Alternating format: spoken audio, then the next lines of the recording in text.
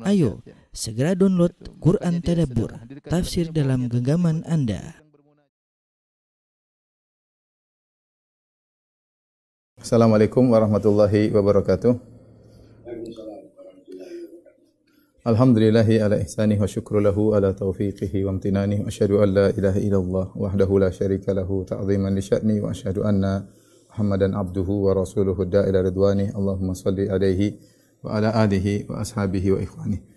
Para ikhwan dan akhwat, bapak-bapak dan ibu-ibu yang dirahmati Allah Subhanahu wa taala, majelis taklim Ar-Rohat yang dirahmati oleh Allah Subhanahu wa taala. Pada kesempatan ini kita akan bahas tentang perkara yang penting untuk selalu kita ingat, yaitu tentang jerat-jerat syaitan, ya. Karena syaitan adalah musuh bebuyutan bagi kita manusia yang dia sudah memproklamirkan permusuhannya sejak dahulu, sejak dia dendam kepada Adam alaihissalam, ya. Oleh karenanya ketika Allah menciptakan Adam alaihissalam, kemudian Allah menyuruh Adam untuk sujud, untuk menyuruh iblis untuk sujud kepada Adam, maka iblis tidak mau. Kemudian dia berkata, ana khairum minhu, aku lebih baik daripada Adam, ya. Khalaqtani min narin wa khalaqtahu min tin. Bagaimana kau ya Allah menyuruh aku sujud kepada Adam sementara aku lebih baik daripada Adam? Kau ciptakan aku dari api dan kau ciptakan Adam dari tanah, ya. Dan akhirnya iblis dikeluarkan dari surga. Qala fakhruj minha madhmuman madhura, ya, madhuman madhura. Keluarlah engkau iblis dari surga, ya. Kemudian juga fa inna 'alaika la'nata ila yaumiddin, dan kau akan terlaknat sampai hari pembalasan. Iblis pun ketika dihukum oleh Allah, ya, maka dia pun minta izin kepada Allah Subhanahu wa taala untuk diberi umur panjang agar bisa menggoda Adam dan keturunannya. Dia bukan hanya dendam kepada ayah kita Adam, tapi juga kepada keturunan Adam, itu kepada kita-kita semua, ya. Iblis berkata, "Rabbi fa'anzirni ila yaumi yub'atsun." Ya. Ya Rabbku, tangguhkanlah kematianku sampai hari kebangkitan.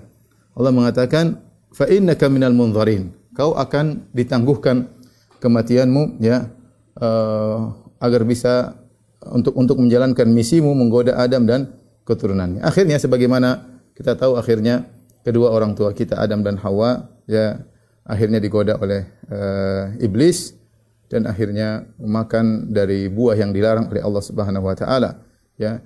Kata Allah Subhanahu wa taala, fa waswasa lahuma syaitanu liyubdiya lahuma ma wuri anhuma min sawatihima.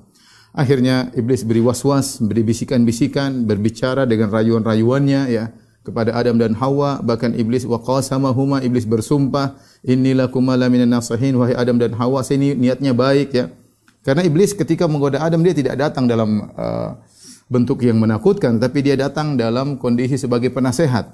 Ya, dia mengatakan, inni lakum laminan nasihin. Bahkan dia bersumpah, demi Allah, saya ini ingin menasihati kalian berdua. Niat saya agar kalian berdua lebih baik daripada kondisi sekarang. Fadallahuma bighurur. Akhirnya iblis menipu mereka berdua. Akhirnya Adam dan Hawa pun sebagaimana sudah kita jelaskan panjang lebar dalam kisah Nabi Adam alaihissalam, akhirnya mereka berdua makan dan akhirnya mereka dihukum untuk turun ke bumi, ya. Apakah iblis puas kalau Adam sudah turun ke bumi? Tidak, iblis tidak puas, ya. Dia tahu dia akan masuk neraka. Maka dia ingin mencari pengikut sebanyak-banyaknya dari keturunan Adam, ya, untuk menemaninya di neraka, ya. Oleh karenanya dia bersumpah kepada Allah Subhanahu wa taala untuk menjerumuskan anak keturunan Adam ke dalam neraka jahanam, ya. Di antaranya iblis bersumpah di hadapan Allah Subhanahu wa taala. Qala hadzal ladzi karramta alayya, ya, la in akhartani ila yaumil qiyamah la ahtanikanna dzurriyyatahu illa qalila. Kata iblis, wahai ya Allah, ini Adam yang kau muliakan daripada aku, ya. Kalau kau kasih kesempatan kepadaku, aku akan menyesatkan keturunannya dan tidak ada yang selamat kecuali sedikit. Dia bersumpah, aku akan menyesatkan keturunan Adam dan tidak ada, ya, yang selamat kecuali sedikit. Dalam ayat yang lain, iblis mengatakan, fa bima aghwaytani la aqudanna lahum siratakal mustaqim. Ya, thumma la'atiyannahum min baini aydihim wa min khalfihim wa an aymanihim wa an syama'ilihim wa la tajidu aktsarahum syakirin. Kata iblis, ya Allah, karena aku telah disesatkan, ya, maka ya aku akan menyesatkan anak Adam seluruhnya, la aqudanna lahum siratakal mustaqim. Aku akan duduk di jalan mereka yang lurus. Setiap mereka mau menuju siratal mustaqim, aku akan nongkrong dan aku akan melazimi jalan tersebut, ya. Aku tidak akan meninggalkan jalan tersebut untuk menggoda mereka, anak-anak Adam. Tsumma la'atiyannahum min baini aydihim. Kemudian aku akan menggoda mereka dari depan. Wa an aymanihim, wa min khalfihim, dari belakang mereka, dari kanan, dari kiri. Kemudian kata iblis, wala tajidu aktsarahum syakirin, dan kau akan dapati, ya Allah, kebanyakan mereka tidak bersyukur. Artinya kebanyakan mereka akan tersesat olehku. Ya. Kemudian juga dalam ayat yang lain kata iblis, la aghwiyannahum ajma'in. Aku akan menyesatkan mereka seluruhnya. Jadi yang perlu kita sadari, Bapak-bapak dan Ibu yang dirahmati Allah Subhanahu wa taala, kita semua adalah target iblis. Kita semua target iblis. Karena iblis mengatakan, la aghwiyannahum ajma'in. Aku akan menyesatkan mereka seluruhnya. Selama kita adalah anak keturunan Adam, maka kita adalah target yang ingin iblis sesatkan. Allah Subhanahu wa taala, ya, telah mengingatkan kepada Adam, orang tua kita, akan bahayanya syaitan, ya, dan juga Allah ingatkan kepada kita melalui ayat-ayat Allah Subhanahu wa taala bahwasanya syaitan ini memang adalah musuh kita, musuh yang sangat nyata yang ingin menjerumuskan kita semua dalam neraka jahanam, ya. Allah berkata kepada Adam alaihissalam, inna hadza aduwwun laka wa li zawjika fala yukhrijannakuma minal jannati fatashqa. Wahai Adam, ingatlah, ini iblis adalah musuhmu dan musuh istrimu. Jangan sampai dia mengeluarkan kalian berdua dari surga, maka kau akan sengsara. Dan ternyata berhasil. Adam dan Hawa, ya, padahal sudah diingatkan oleh Allah, tetapi Adam alaihissalam kalah dari tipuan syaitan. Yang ini menunjukkan bagaimana hebatnya tipuan iblis kepada Adam. Padahal Adam sudah diingatkan oleh Allah Subhanahu wa taala. Ya, tetapi ya ternyata Adam pun lalai, ya, alaihissalam, wa asa Adamu rabbahu. Kata Allah, Adam pun bermaksiat kepada Rabbnya, ya.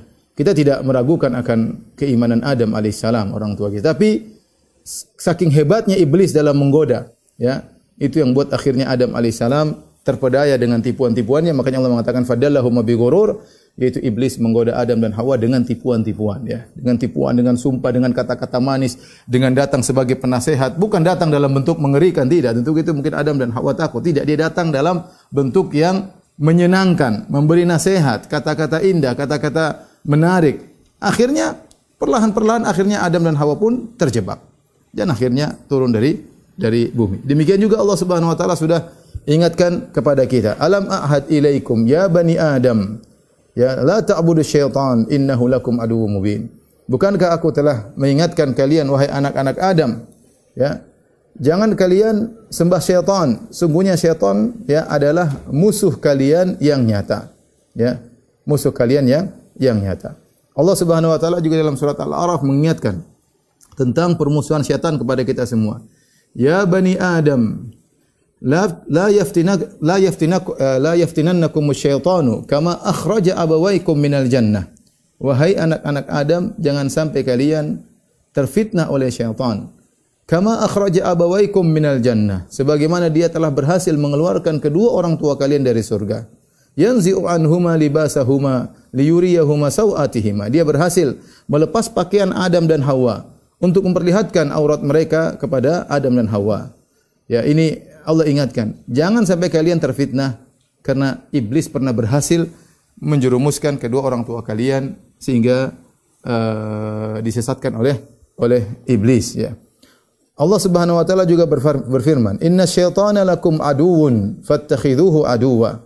Ketahuilah bahwasanya syaitan adalah musuh bagi kalian. Jadikanlah dia musuh bagi kalian.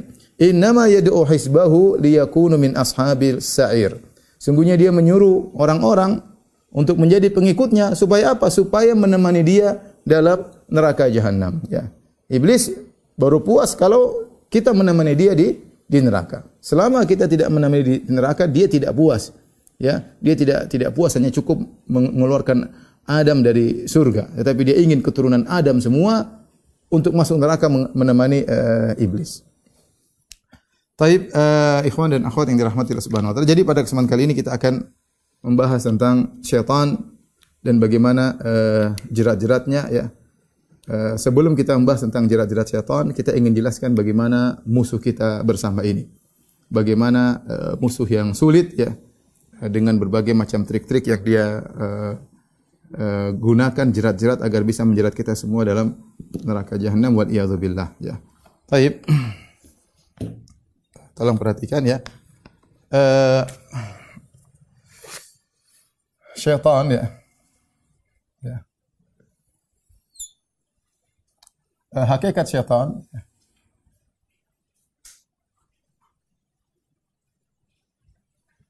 kemudian yang kedua mungkin kita bahas hakikat musuh-musuh kita, ya. Hakikat kondisi musuh kita.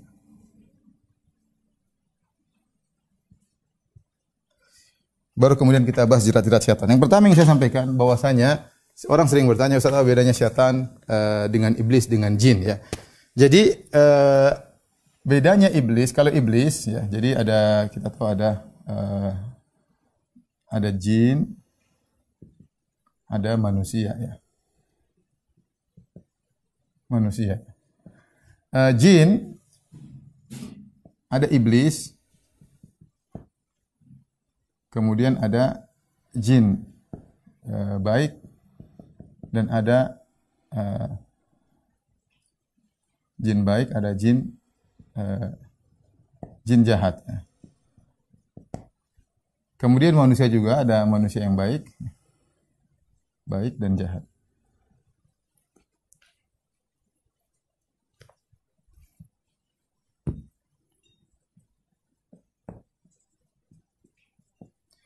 Adapun iblis, inilah dia berasal dari golongan jin, tetapi berasal dari golongan jin yang ditangguhkan umurnya.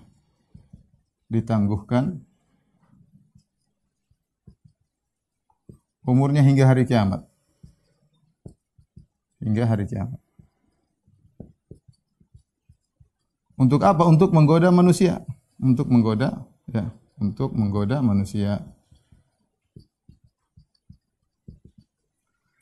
Adapun jin, ya, iblis juga dari jin, ya, sama-sama dari jin. Tapi jin ada jin yang baik dan jin jahat. Kedua jin ini, ya, mati sebagaimana yang lainnya, mati dan tidak ditangguhkan umurnya, tidak ditangguhkan umurnya. Berbeda dengan iblis, ya. Iblis punya anak buah dan anak buah iblis adalah jin-jin jahat. Nah, jin jahat ini disebut juga dengan syaitan, ya. Iblis adalah bosnya syaitan.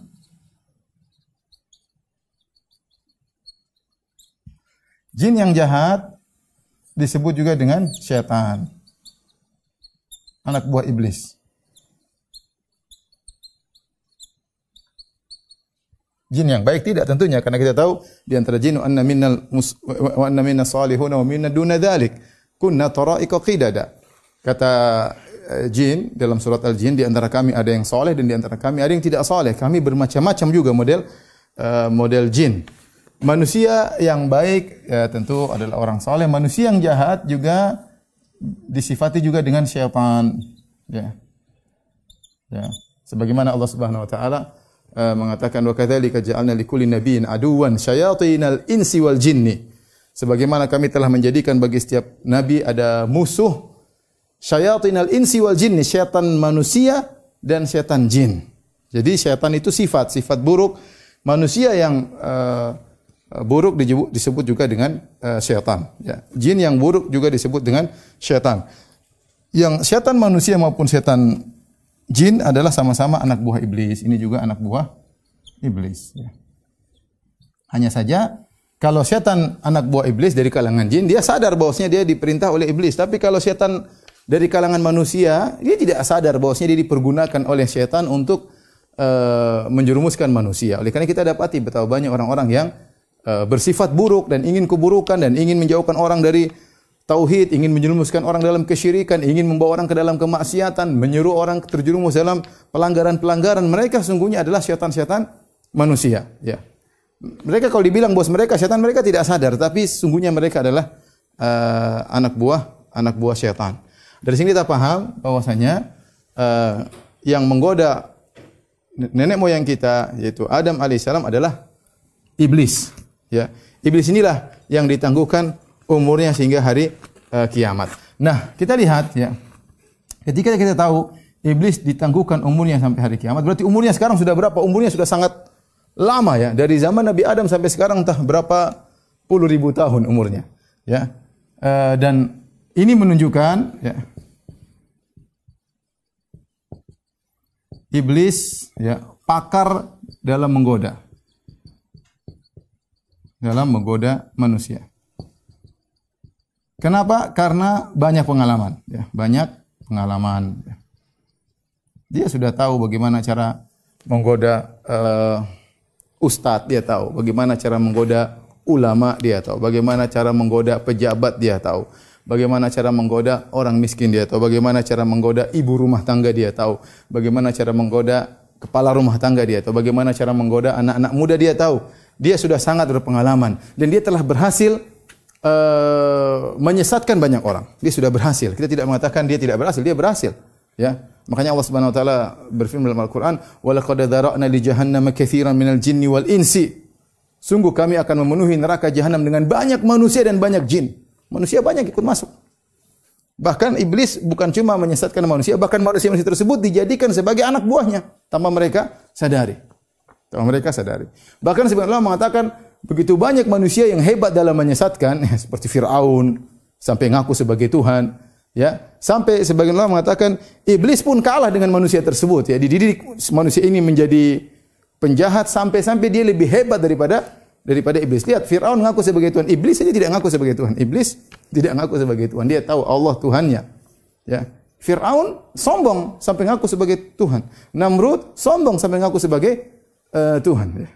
Sampai dikatakan tentang Jaham bin Safwan. Jaham bin Safwan adalah seorang yang melakukan berbagai macam bid'ah yang menjadikan umat terpecah-pecah. Sampai ada yang mengatakan karena bahwasanya dahulu Jaham yata'allam min iblis. Dulu Jaham bin Safwan belajar dari iblis.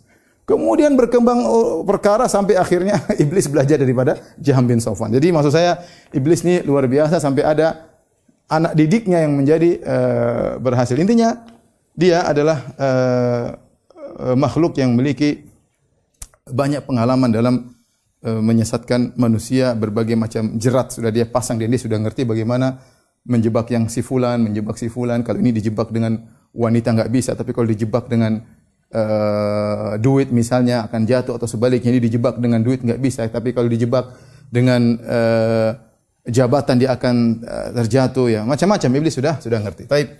Ini tentang hakikat syaitan, ya, dan iblis, ya. Baik. Yang berikutnya kita bicara tentang sulitnya musuh yang berat, ya. Musuh yang berat itu iblis dan setan-setan jin, ya. Kalau setan manusia mungkin kita bisa lihat, tapi kalau setan jin berat, ya. Di antara hal yang menunjukkan bahwasanya musuh kita ini adalah berat, ya. Bahwasanya pertama setan atau iblis dan pasukannya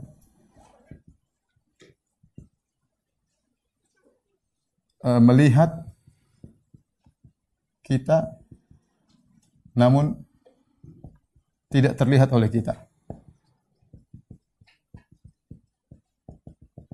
Kata Allah Subhanahu wa taala, "Innahu yarakum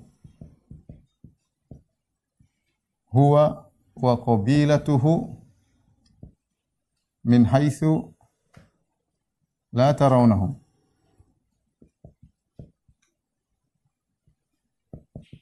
Sungguhnya ia melihat dia dan anak keturunannya dan anak buahnya melihat kalian dan kalian tidak bisa melihat mereka. Dan kita tahu musuh yang tidak terlihat adalah berat, ya. Musuh yang tidak terlihat adalah berat, ya.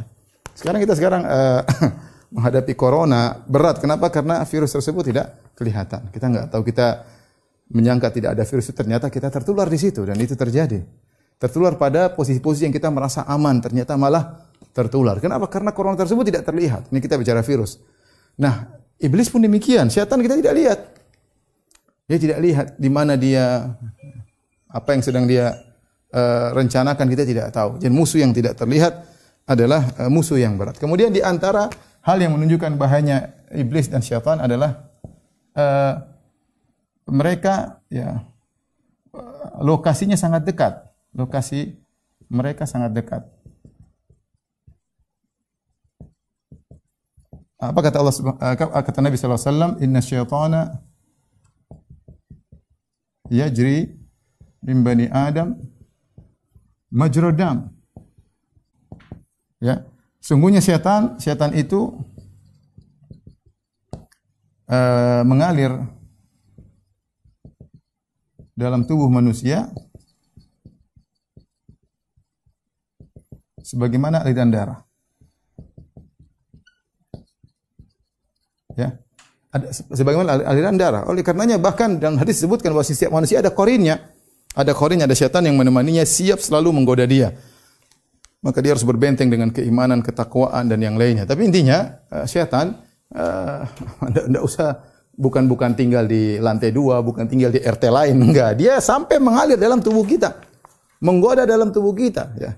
Ini musuh yang repot kita hadapi, tidak kelihatan, kemudian masuk dalam diri kita, siap menggoda kita. Seandainya musuhnya ada jarak masih mending, ini langsung masuk dalam tubuh kita. Kemudian apa? Dia goda langsung hati kita, ya.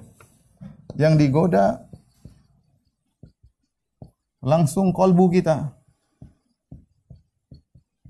Kolbu kita itu alat yang sangat vital. Makanya alladzi yuwaswisu fi sudurin nas, kata Allah Subhanahu wa taala, alladzi yuwaswisu fi sudurin nas, yang membisik-bisikkan dalam dada manusia, ya. Yang bisik-bisikan dalam dada manusia. Berat, ya. Yang dia langsung bukan lagi di telinga, dia langsung ke kolbu kita, yang situ merupakan tempat penentu kita iya atau tidak, ya. Iya atau tidak, ya. Kayak sebagian ulama mengatakan bahwasanya antara kolbu dengan akal benar, akal adalah bagian penerima data, mengolah data, tapi begitu mengatakan iya atau tidak, urusnya dengan kolbu, iya lakukan atau tidak, ya. Dan itu bagian tempat yang digoda oleh syaitan, tempat mengambil keputusan. Ini berbahaya, ya. Ini menunjukkan bahayanya syaitan. Kemudian di antara menunjukkan bahayanya syaitan, ya. Keempat, kata Nabi sallallahu alaihi wasallam dalam hadis, syaitan tidak pernah lelah menggoda. Dalam hadis kata Nabi sallallahu alaihi wasallam, inna syaitan qa'ada li ibni Adam, atau yaq'udu li ibni Adam, qa'ada li ibni Adam bi atrukihi. Apa artinya? Artinya syaitan nongkrong untuk Adam di seluruh jalannya. Syaitan nongkrong di seluruh jalan kebaikan anak Adam.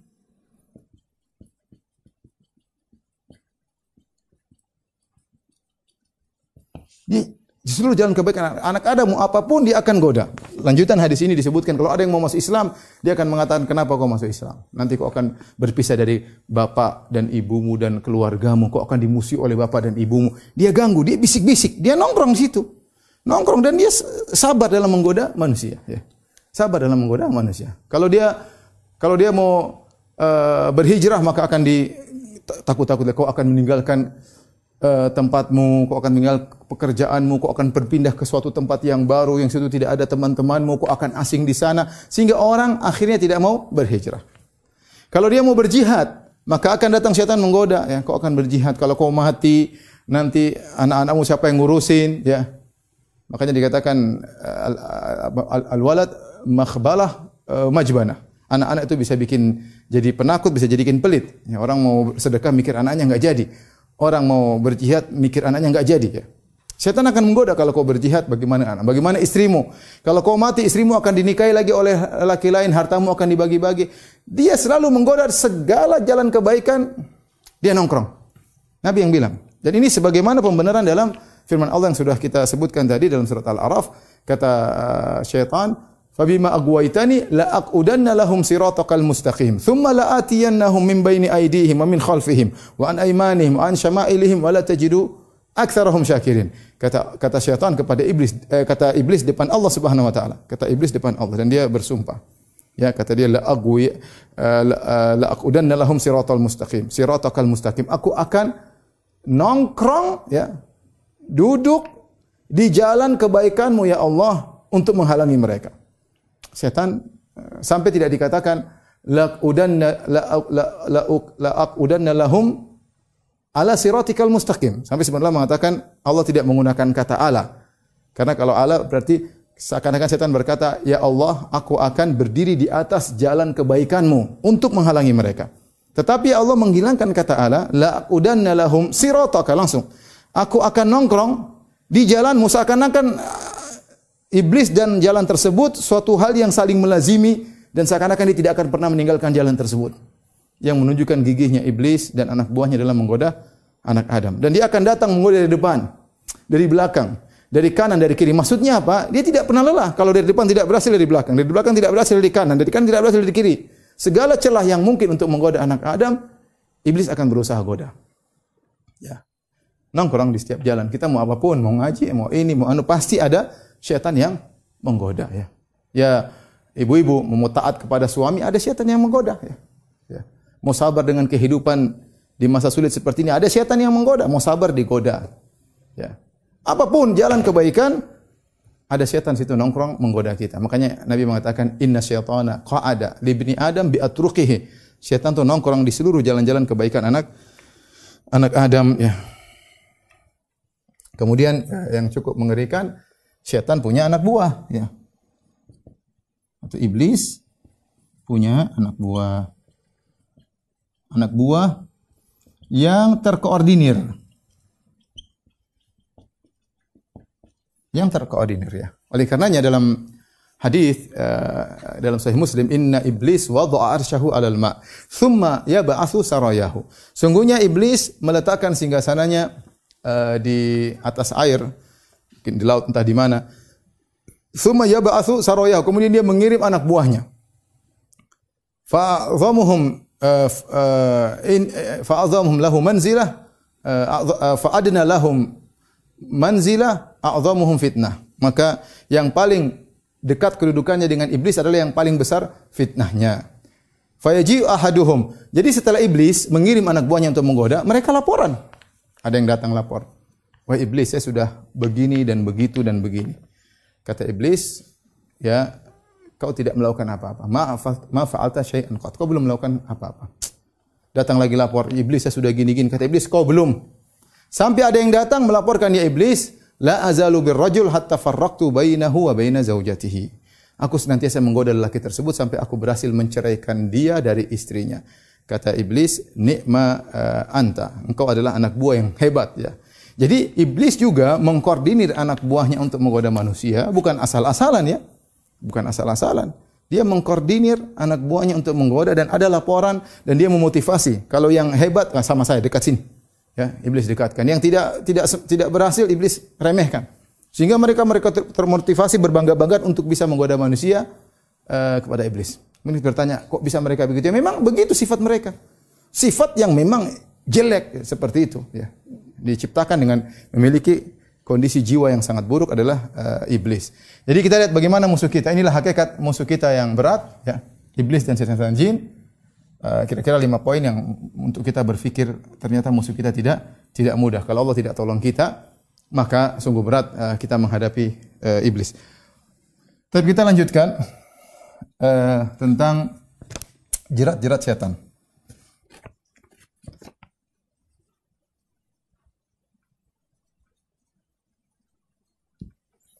Jerat-jerat setan. Jerat-jerat setan tentu sangat banyak. Sudah kita sampaikan iblis sudah mungkin umurnya 20-an ribu tahun, kita nggak tahu umurnya berapa, dan dia sudah banyak pengalaman ya. Dan dia terus melatih anak buahnya untuk menggoda kita semua. Tapi secara umum ada beberapa poin yang disebut oleh para ulama yang menunjukkan bagaimana trik-trik iblis dalam menggoda manusia. Seperti disebutkan oleh Ibnu Qayyim rahimahullah taala, ya, di antaranya iblis melihat kecenderungan seseorang.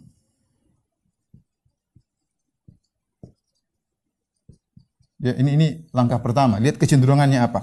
Jika kecenderungannya kebaikan, ya, jika muyulnya atau kecenderungannya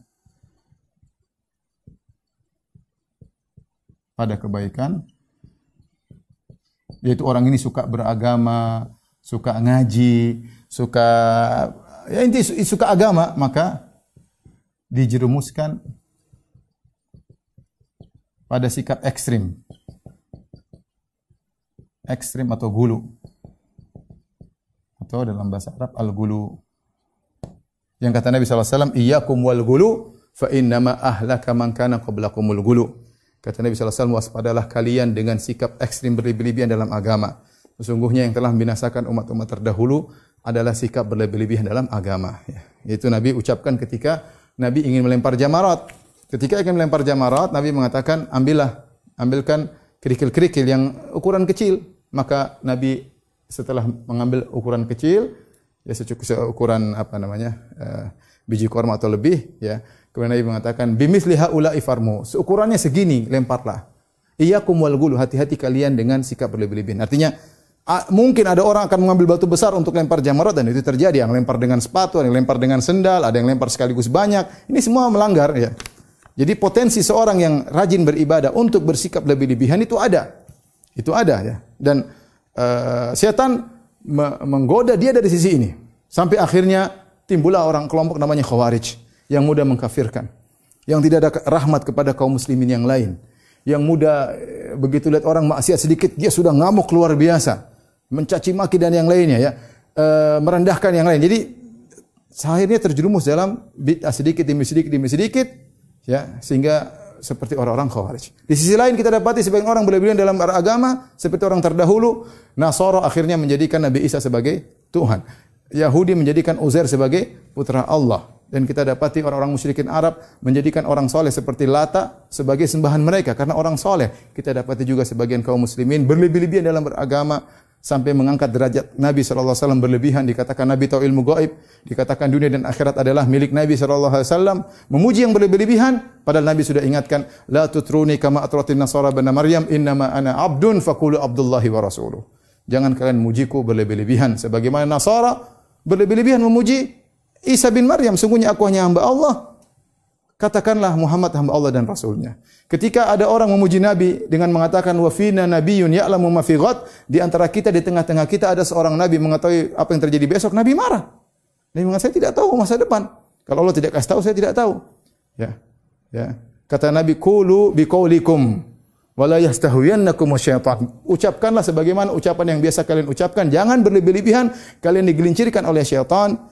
Itu kepada Nabi saja tidak boleh kita seperti itu, apalagi orang-orang yang jauh di bawah Nabi SAW. Kita dapat sebagian orang sujud kepada gurunya, ya. Sebagian mereka minta kepada gurunya, sebagian mereka menyangka gurunya bisa mengeluarkan dia dari neraka jahanam. Berbagai macam kalau kita buka tentang sikap berlebih-lebihan dalam beragama, ya. Sebagian mereka beribadah dengan berlebih-lebihan. Intinya, syaitan melihat kecenderungan seseorang, kalau dia cenderung kepada kebaikan, dijerumuskan dalam sikap ekstrim al-ghulu, baik dalam peribadatan maupun dalam akidah. Jika kecenderungannya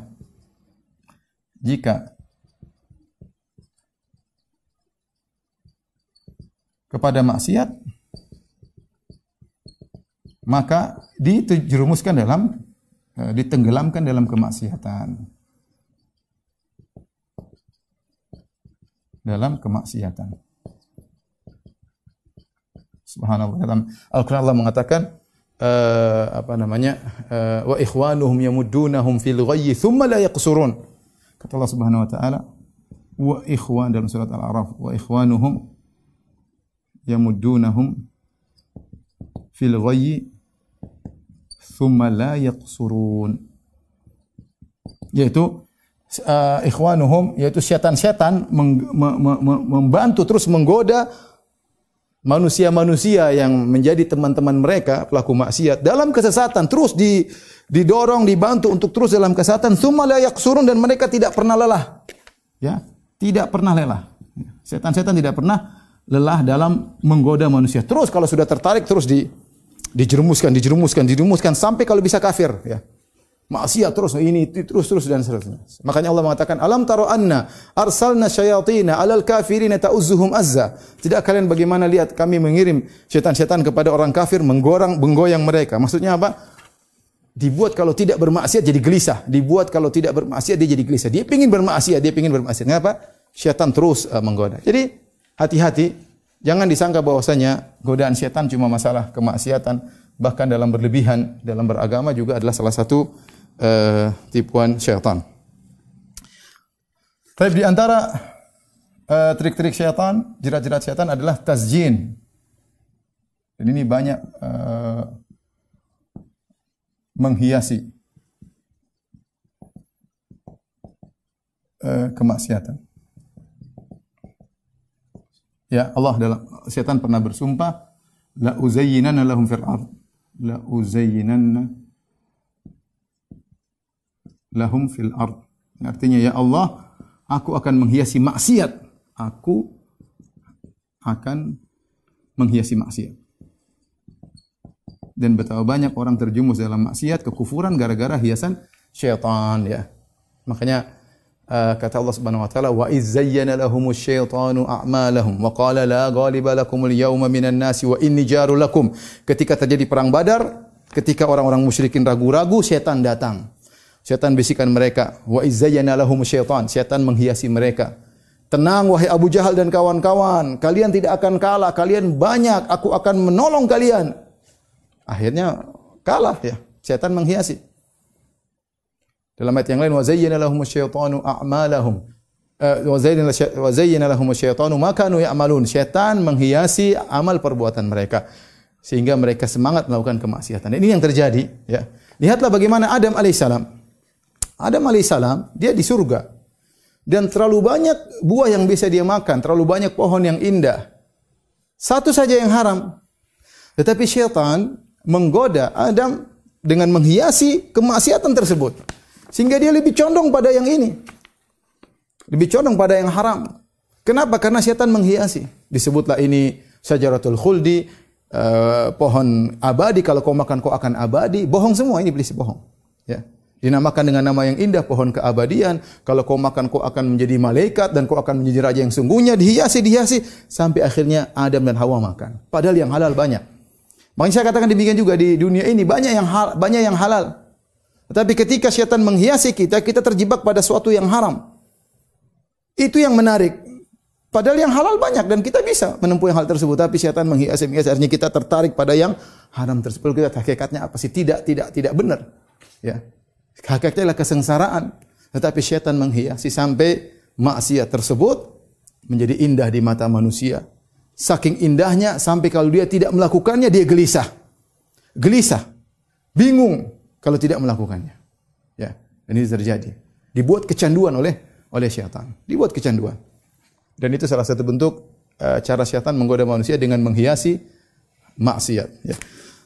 Taib, adapun urutan godaan syaitan. Urutan atau prioritas, ya, kalau kita bicara skala prioritas syaitan. Skala prioritas syaitan dalam menggoda. Dan ini disebut oleh Ibnu Qayyim rahimahullah taala. Ya. Perhatikan. Yang pertama, syaitan goda agar terjerumus dalam kekufuran, kekafiran, syirik, kemunafikan. Ini yang pertama. Bagaimana manusia bisa terjerumus dalam kekufuran? Karena kalau terjerumus kekufuran selesai jadi teman syaitan di neraka jahanam. Coba bayangkan bagaimana orang-orang Nasara.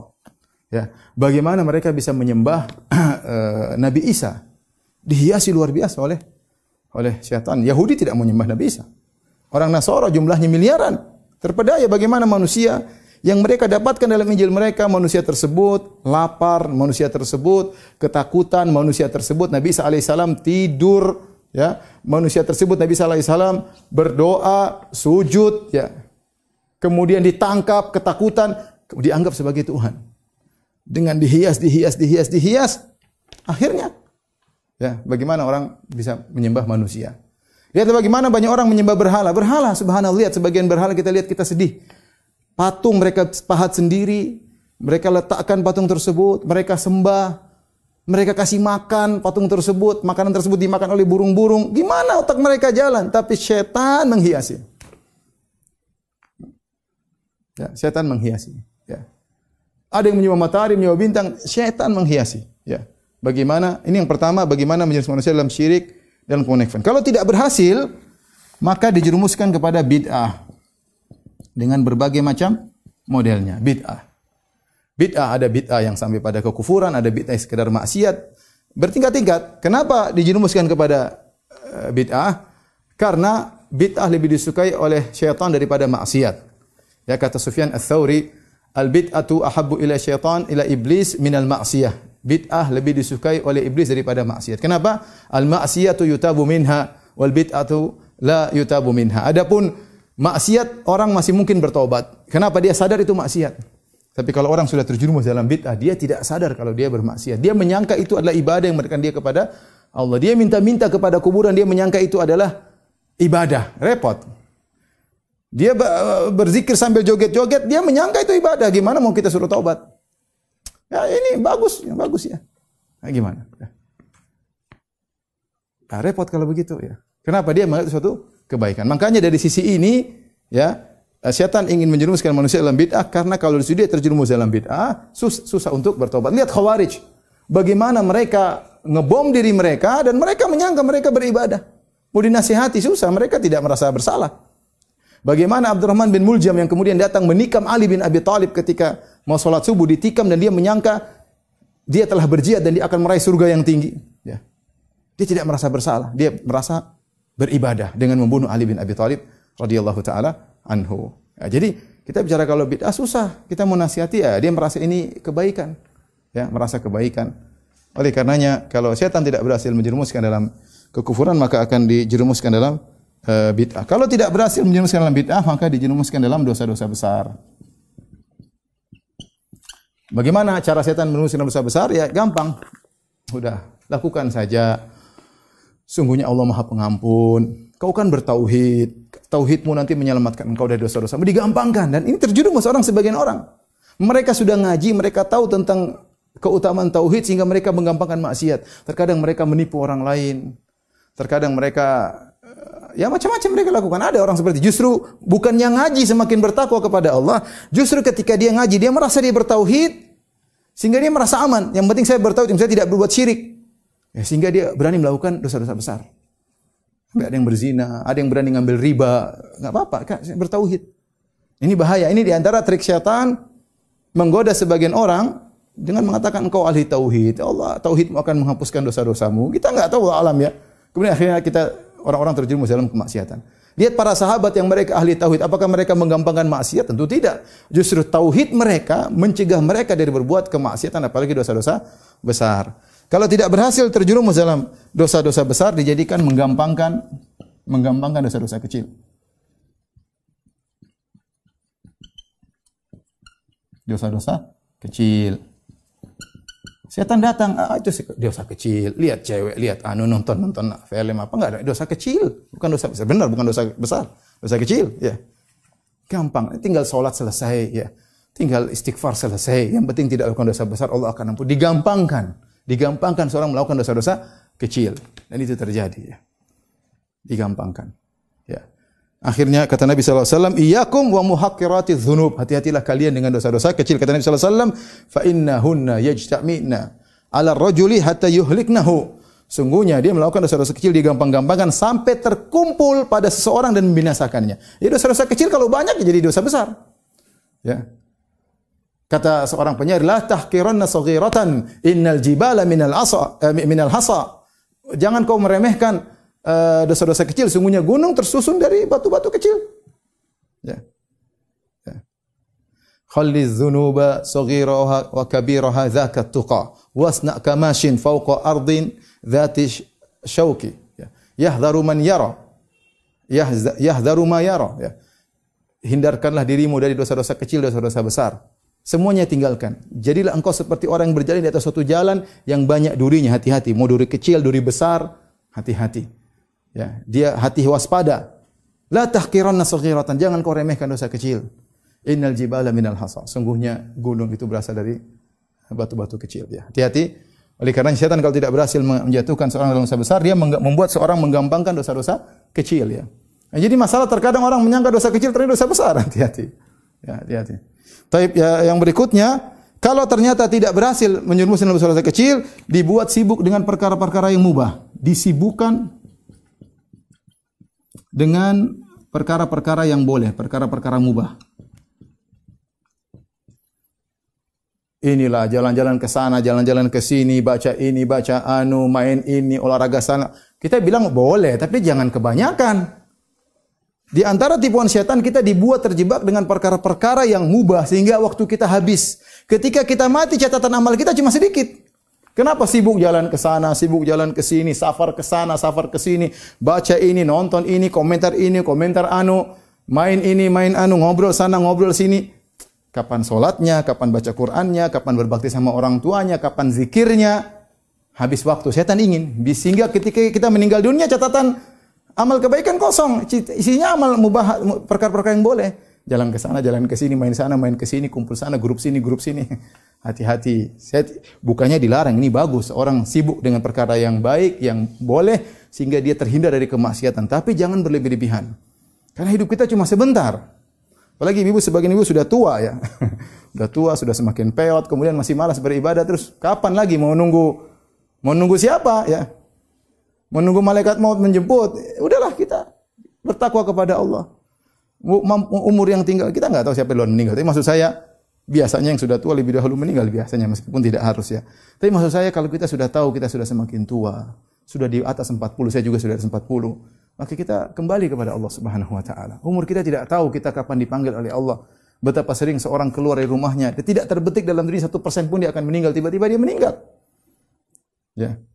Wala tadri wa ma tadri nafsun madza taksibu ghadan wa ma tadri nafsun bi ayyi ardin tamut. Seorang tidak tahu apa yang dilakukan besok dan seorang tidak tahu di mana dia akan meninggal dunia. Ya. Tapi kita lihat sekarang di musim corona banyak orang kaya, uangnya banyak tapi dia enggak bisa menyelamatkan diri. Kasih virus kena meninggal dunia. Tapi hati-hati jangan tersibukkan dengan perkara-perkara mubah sehingga akhirnya membuat kita kosong dari amal saleh. Yang terakhir, kalau setan tidak berhasil menjerumuskan dalam hal ini, disibukkan dengan ibadah-ibadah yang pahalanya kurang ya, sehingga meninggalkan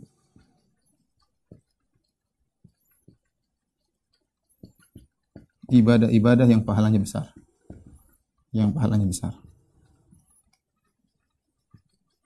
Saya kasih contoh ya, Ini sederhana. Contoh, seorang punya orang tua masih hidup.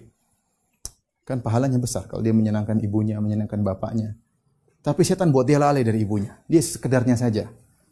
Kepada ayahnya sekedarnya saja. Dia sibuk mungkin apa kek, ini nyantun anak yatim kek, nyantun, ya ini semua bagus.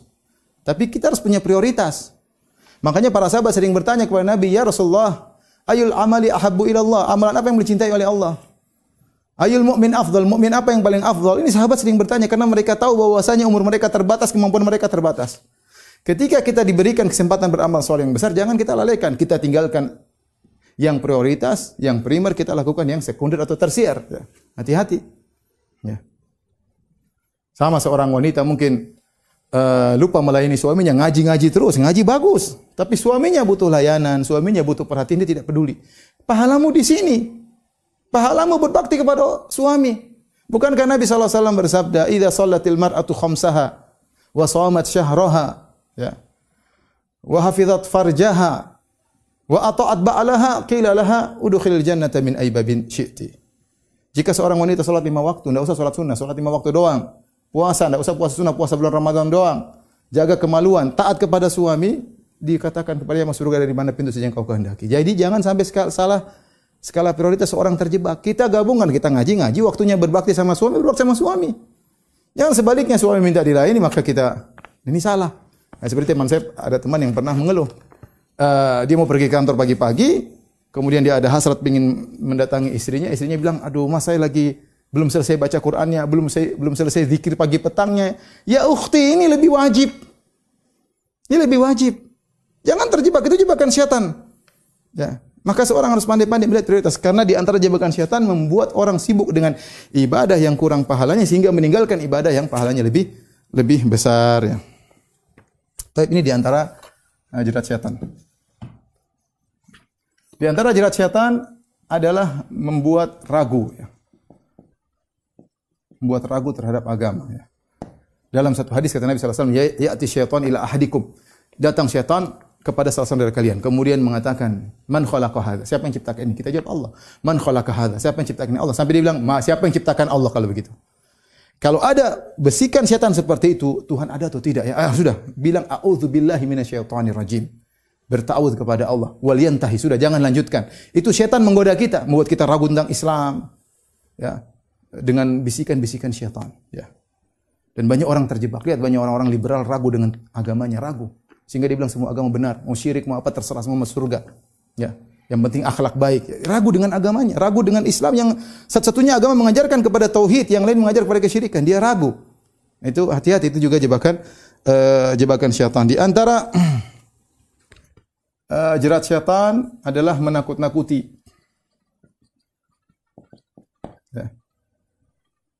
Kata Allah Subhanahu wa taala, "Asy-syaitanu ya'idukumul faqra wa ya'murukum bil fahsya." Syaitan menakut-nakuti kalian dengan kemiskinan. Mau bersedekah, aduh nanti miskin. Bersedekah, ya akhi ini sudah benar sedekah. Nanti anak istri sudah makan selesai, sisa uangnya sedekahkan. Nanti butuh anak mau ke depan, jangan dibuat ragu-ragu sama syaitan. Ditakut-takuti, takut miskin lah, takut inilah. Akhirnya orang jadi pelit gara-gara kemakan dengan syaitan. Di antaranya adalah jerat syaitan adalah wanita. Dalam hadis kata Nabi sallallahu alaihi wasallam, "Innal mar'ata auratun fa idza kharajat istashfara syaitan." Sungguhnya wanita adalah aurat. Kalau dia keluar syaitan mengintai begini, syaitan mengintai. Maksudnya apa? Untuk dijadikan jerat untuk menjerat para lelaki. Dihias, dijadikan wanita cantik, dijual bebas supaya orang dilihat oleh banyak orang. Makanya kita lihat sekarang iklan semua wanita. Mau iklan sikat gigi wanita, iklan mobil wanita, iklan motor wanita, iklan HP wanita, semua iklan wanita. Ya. Kenapa? Karena memang menarik. Sebagai jualan, ya. Syaitan tahu hal tersebut. Wanita dijadikan jerat-jerat syaitan. Di antaranya mengadu domba. Apa kata Allah Subhanahu wa taala? Wa qul li ibadi yaqulu latihi ahsan. Katakanlah kepada hamba-hambaku untuk mengucapkan kata-kata yang lembut. Ya. Inna syaitana yanzagu bainahum. Sungguh syaitan mengadu domba di antara mereka. Ya. Kalau ngomong baik-baik, jangan sembarangan ngomong. Kita sama kaum mukminin, hati-hati jaga. Mungkin kita punya niat baik, menegur orang, tapi ingat kata-kata dijaga. Karena Allah yang suruh, inna syaitana wa kulli ibadi yaqul latihi ahsan. Katakanlah kepada hamba-Mu, ucapkanlah kata-kata yang baik. Sungguhnya syaitan mengadu domba di antara mereka, ya. Apa kata Nabi Yusuf alaihissalam kepada ayahnya? Wahai ayahku, aku mimpi begini-begini. Kata ayahnya, la taqsus ru'yaka ala ikhwatika. Jangan kau ceritakan mimpimu kepada saudara-saudaramu. Kenapa? Inna syaitana aduwwum mubin. Inna syaitana lil insani aduwwum mubin. Sungguhnya syaitan adalah musuh yang nyata mengadu domba di antara kalian, ya. Hati-hati. Kata Nabi SAW, inna syaitan qad ayisa an ya'budahul musallun fi jaziratil arab walakin fi tahrishi bainahum. Syaitan putus asa untuk disembah oleh orang-orang yang salat di jazirah Arab, tapi syaitan tidak pernah putus asa untuk mengadu domba di antara kaum muslimin.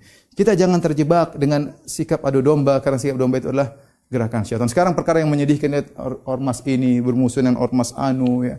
Pengajian ini bermusuhan pengajian yang anu, ya. Kita kalau ada yang salah tegur dengan cara yang baik, tidak harus kemudian jegal-jegalan, maki-makian, medsos kemudian kita Alhamdulillah, hati-hati kita terperangkap dengan godaan syaitan. Teman kita yang saleh itu juga seorang muslim, sampaikan kata-kata yang lembut agar dia bisa tujuan kita kan supaya dia sadar, bukan untuk kita menghabisi dia, menghina dia, menginjak-injak dia, siapapun, maka ingat ini di antara godaan-godaan syaitan. Saya rasa waktunya sudah habis, ya. Insyaallah mungkin lain kali kita bisa sambung. Demikian apa yang bisa sampaikan pada kesempatan kali ini kepada Majelis Taklim Ar-Rahat dan kepada Om Ilham. Terima kasih atas perhatiannya semua. Kurang lebihnya saya mohon maaf. Wabillahi taufiq wal hidayah. Assalamualaikum warahmatullahi wabarakatuh.